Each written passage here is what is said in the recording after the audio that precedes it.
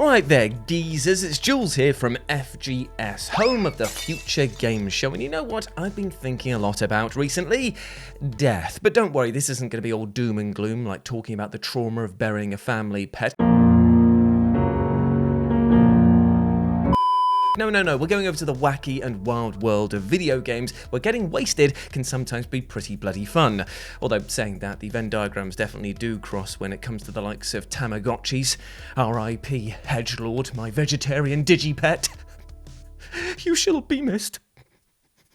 Now, death comes at you fast in video games, and in the cases of these titles, comes so quickly that you might actually bite the big one before the disc has been fully inserted. These are the titles that waste absolutely no time utterly wasting you. So let's take a look at them before they come along and try and crack this egg. As I'm Jules, this is FGS, and these are 8 video games that kill you immediately. Oh, and by the way, shock horror, I'm not going to be talking about the likes of Dark Souls or Dragon's Lair over here because you know what? They are obvious picks. It's all about the deep cuts, baby. So let's start with number 8, Kingsfield 1, or technically 2. Oh, I got you, my friend, because even though the likes of From Software's later works of art aren't appearing on this list today, how could I ignore the dev studio's first foray into f***ing you over? Kingsfield 2, or Kingsfield 1 if you want to be an iron pineapple about it, which arrives on the scene full of cocaine and is made up of all of those dads that would beat up your dad in a fight. Long story short, it wants you dead and cannot bloody wait to drown your hopes and dreams, and does so very literally by placing you on a small island right at the start of the game facing another large body of water. Now, instinct would tell you that as the game starts you facing this direction that you should be able to, swim your way across or at least wade through this big patch of water, but unfortunately your chances of doing so sink as quickly as Jeff Baby Eater Blundell's chance of a parole hearing upon finding out how he got that nickname. He was a tax fraud. Oh, From Software, you might think, you cheeky whippets. No matter then, I have drowned once, but maybe I'll just go around the lake and fight this giant squid. Oh, I got pulled apart like paper. Brilliant. Oh, okay, well, maybe I'll just avoid all of these. And nope, even the little squids kill me. Everything with a pulse. Even those skeletons without one will one-shot you in this opening area, basically enforcing that you carry less heroic worth than Lucifer's belly button lint. In short, you suck, and now you're dead. Enjoy. Number 7, Silver Surfer for the NES. Ah, the good old days of the NES, a console made out of bricks and containing games as hard as those building materials. This was where many older gamers proved their mettle beyond any reason of a doubt, and could then go on to lose every online match in their current age, safe in the knowledge that games were most definitely harder back in their day. You don't have checkpoints or hand-holding eagle vision pointing you to your next destination. There was no auto-healing health, not even bloody adequate save systems half the time. But what there was a bloody-nosed bloody good time. Well, those games and the Silver Surfer for the NES, which was made of pure toilet water. Now, to say that I hate this game would be to unlock the mental vault that I've placed this title in and have to go through all of the mental trauma of fizzy piss that this title made me drink. But for you, my dear viewer, I will maybe open the door just a tiny bit. So, I'll let myself prepare now. So here we go. I'm walking through the corridors of my mind. Very empty, and I'm approaching the vault, and getting sweaty now. I'm turning the dial, and okay, that's enough. Okay, right, I'm ready to talk about it. Now, to be clear, Silver Surfer gives you the option of choosing which Marvel hero or villain you'd like to take down in much the same way that Mega Man does business. However, push those hopes way down, kids, because that comparison to the Capcom classic is as close as this game is ever going to come to greatness, especially if you choose the Firelord level as your starting arena, because you will be burned alive in mere moments. And this is down to a few reasons. 1, the game starts you on an auto-scrolling level against enemies that can shoot through terrain that you can't pass through, and 2nd, because the Silver Surfer is a very precious sort and can't stand to have his board dinged, meaning that you will die the moment you touch, well, anything.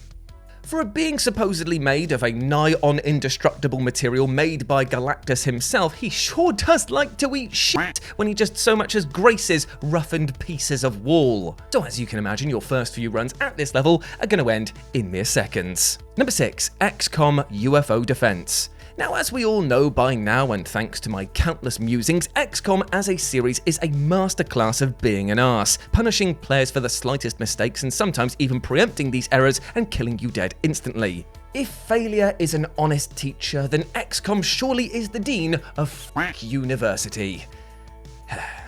And it all started with UFO Defense, the original XCOM title which dropped like a lead weight on the testes of unsuspecting players all the way back in 1994, and quite literally took the world by storm as the alien menace here, well, it was nigh on bloody unstoppable. And in order to get the most out of this game, you'd have to read the kind of novella-sized instruction manual that the game came with. You'd probably have to speak to somebody who'd already gone through the rigmarole of trying to beat this game and likely failing, and you probably just had to have a little sprinkling of total and utter omnipotence to actually survive the first level. Because if you didn't have this, you were pretty much dead on arrival. And this isn't hyperbole, as thanks to random mission generation, a fog of war so thick it carried 2 seas and aliens that could shoot you from outside of your field of vision, chances are you'd march your lovely looking squad of guile-haired heroes down the ramp and get obliterated turn 2. If you weren't creeping up every inch of the map and abusing Overwatch as much as Blizzard does to its fans, you were dead.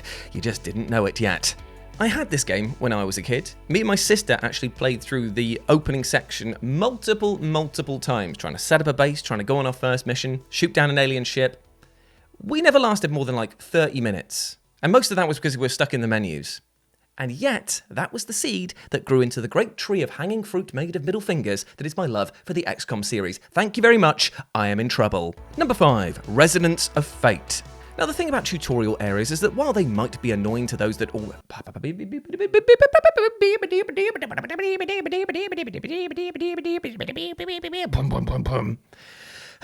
Right, that's a new ringtone. Ringtone?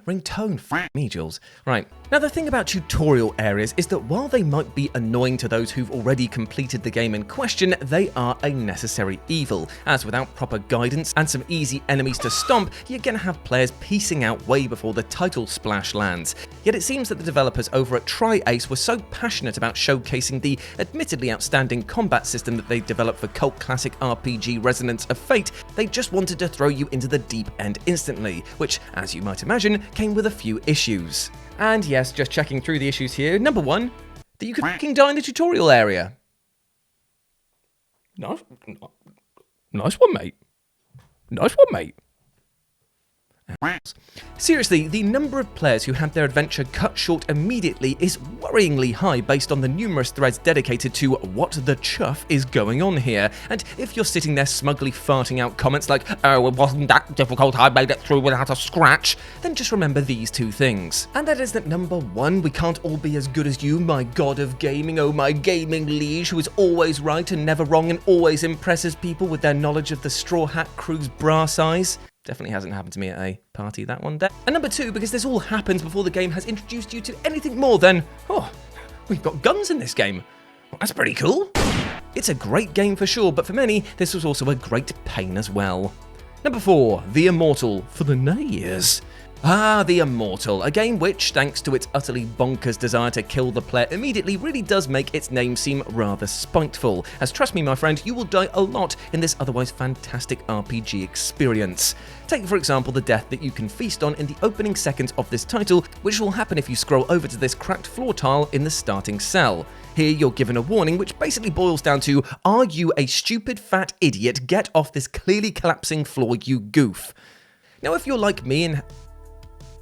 can't remember his words. Now, if you're like me and have trouble following very simple instructions or just have a disdain for health and safety regulations, then you can continue to stand here in haughty defiance. But it will be a short protest, my friend, because you will end up becoming the snack of a giant floor worm.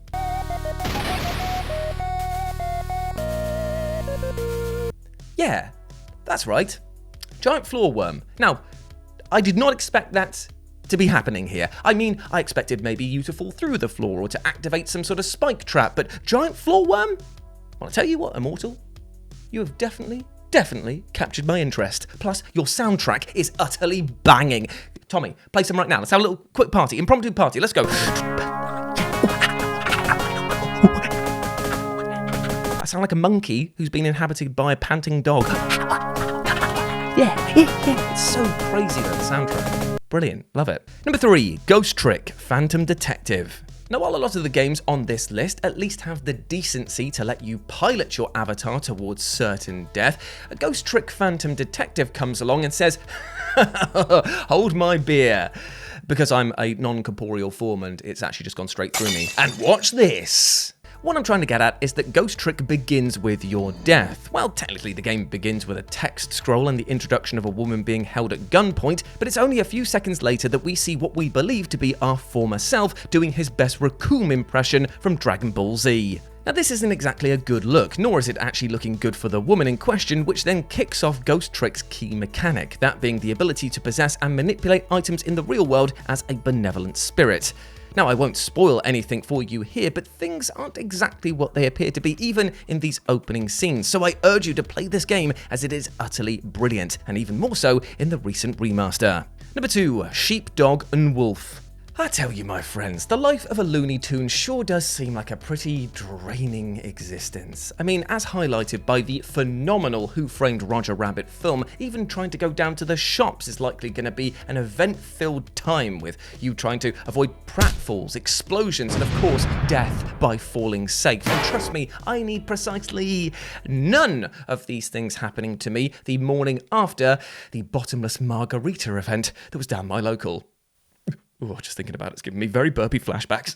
And as if to hammer home the point, PS1 Toontastic title Sheep, Dog and Wolf expressed to the player very clearly that here lies a world of pain that thee will now inhabit as Wile E. Coyote. As soon as the player gains control of this professional sheep snatcher, we approach a starting line into the tutorial section and immediately get hit on the head with an anvil, crushed by a truck, and then squished by a falling piano.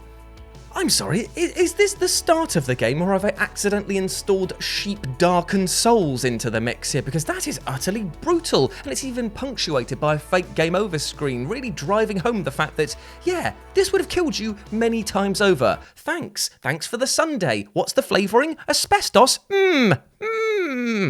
Thankfully though, things ease off considerably moments later when the real tutorial begins, but you will now forever be wary of dangers around every single corner.